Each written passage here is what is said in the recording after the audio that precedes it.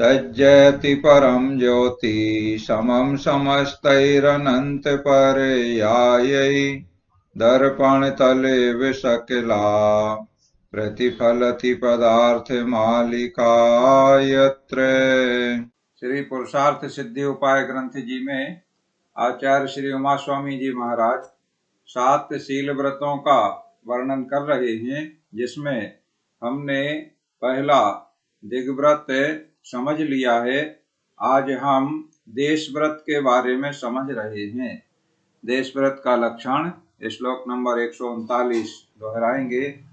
तत्रापि च परिमाणम् ग्रामापण भवन पाटकादीनां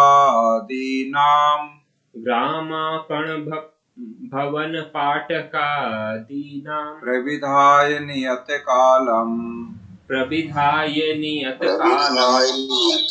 करणीयं विरमणं देशात्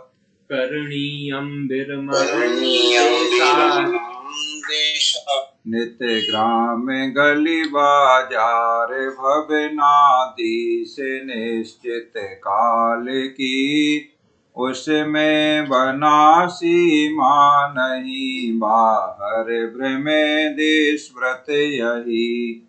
देश व्रत क्या है ये इसमें बताया गया है। उस दिग्व्रत में भी, इसके पहले जो दिग्व्रत की बात बताई गई है, तो दिग्व्रत में क्या करते हैं, जीवन पर्यंत के लिए 10 दिशाओं के जाने आने की मर्यादा कर ली जाती है। अब उस दिग्व्रत की मर्यादा में, माने उस दिग्व्रत में भी ग्रामापण भवन पाटकादीनाम माने ग्राम, बाजार, मकान, मोहल्ला इत्यादि का परिमाण करके, परिमाणम प्रविधाय परिमाण करके, देशात माने मर्यादा किए हुए क्षेत्र से बाहर, नियत कालम विरमणम करणीयम माने अपने निश्चित किए हुए समय तक जाने का त्याग करना चाहिए। एक समय निश्चित कर लिया जाता है कि जैसे दिग्व्रत में मर्यादा जीवन पर्यंत की हमने की है कि पूर्व दिशा में हम इतने दूर जाएंगे, इससे ज्यादा नहीं जाएंगे। उसकी हुई मर्यादा के भीतर देश व्रत की मर्यादा की जाती है, जो नियत काल के लिए होती है और उससे सीमित क्षेत्र की होती है।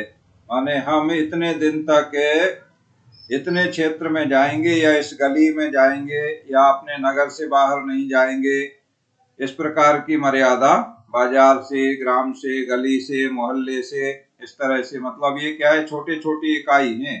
और जो दिग्व्रत में मर्यादा की है वह नदी पर्वत, तो नदी पर्वत बहुत दूर दूर होते हैं, तो ऐसे बड़े बड़े विशाल पर्वत नदी वगैरह हैं, उसमें दूर की मर्यादा जीवन पर्यंत को होती है।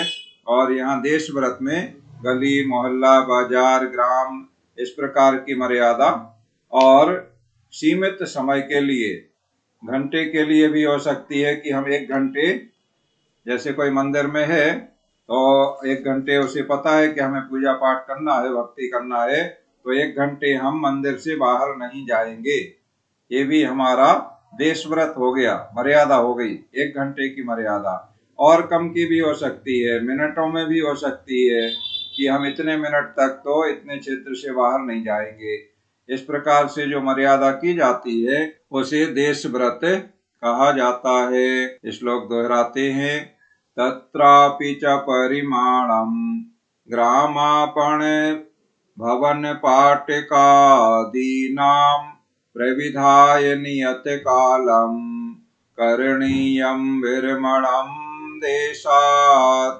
और आगे इस देश व्रत के जो पालन करने वाले हैं, तो इसमें भी अहिंसा धर्म का पालन होता है।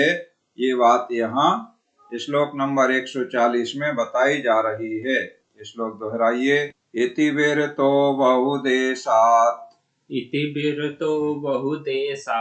तदुत्थ हिंसा विशेष परिहारात् तत्कालं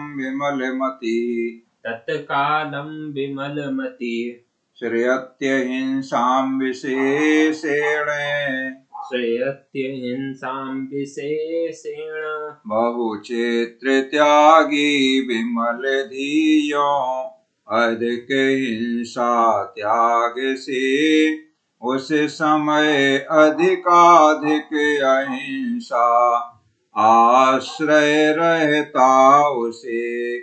इस प्रकार बहुदेशात विरतः, बहुत क्षेत्र का त्याग करने वाला। देखो, बहुत क्षेत्र का त्याग कर दिया, जो दिग्व्रत में दूर की मर्यादा की थी, तो उसमें से बहुत बड़े क्षेत्र का तो त्याग कर दिया और सीमित क्षेत्र की मर्यादा कर ली कि हम इतने सीमित क्षेत्र में इतने समय तक रहेंगे, और इसके बाहर का बहुत बड़ा जो क्षेत्र है जो दिग्व्रत में मर्यादा की है, वहां जाने आने का उसने त्याग कर दिया है। तो बहुत क्षेत्र का त्याग करने वाला विमल मति माने निर्मल बुद्धि वाला श्रावक, तत्कालम माने उस नियमित काल में, तत्कालम माने जिस काल के लिए उसने मर्यादा की है उस काल में।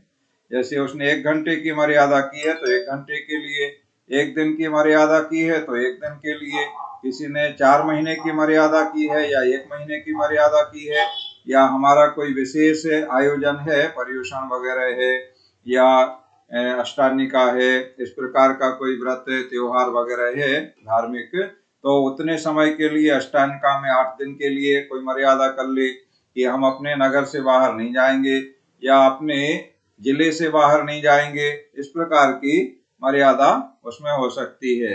अपने जो उसका दैनिक जीवन का कार्यकलाप है, ऑफिस वगैरह का सरकारी काम है या कोई और व्यापार वगैरह का काम है, तो उसके हिसाब से मर्यादा कर लेना चाहिए और उस मर्यादा के बाहर उसे नहीं जाना चाहिए। तो ऐसी जो मर्यादा कर ली है, बहुत क्षेत्र का त्याग कर दिया है, तो जितने समय के लिए त्याग किया है उस नियमित काल में तदुत्थ हिंसा विशेष परिहारात, मर्यादाकृत क्षेत्र से उत्पन्न होने वाली हिंसा विशेष के त्याग से, जो उसने हिंसा का त्याग किया है बड़े क्षेत्र में, मतलब उस बड़े क्षेत्र में उसे जाना नहीं है, वृहद क्षेत्र में, तो वहां से होने वाली जो हिंसा है उसका त्याग हो गया।